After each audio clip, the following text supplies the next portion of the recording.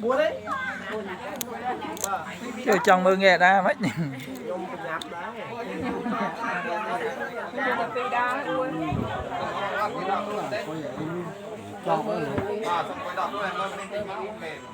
nhâm nhâm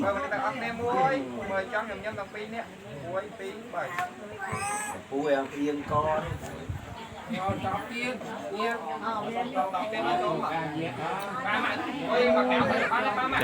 chọn đây đâu bị lìa chọn lại con chào hơi chọn lại bọn cô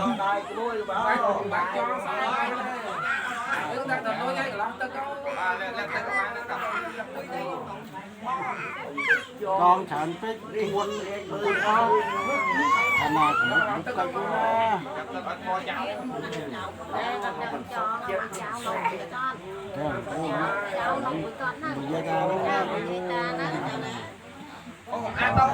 con thằng nào cũng được con Ông đặt trong năm nay mà. Năm nay là năm nay trao môi. Họ cô tính mấy bữa nè. ủa thì sao chứ cô còn một mẹ cô nuôi hả Dây hai tờ. tròn thì đâu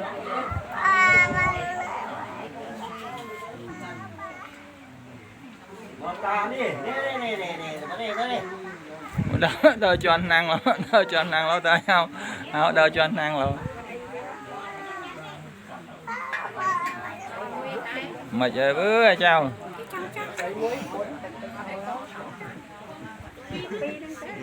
chào mùi thùng mùi tiết nè thúng thấy chưa mày phân theo rồi á Cô xong cho thằng khác nó mong. chào chân neo là đi chưa còn nói đi chào thôi mày nó phân theo nhá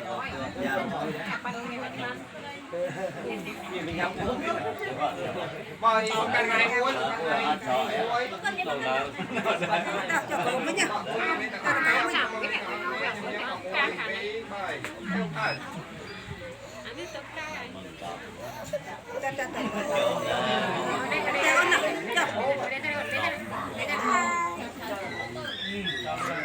tại không quay nó lùm lắm ta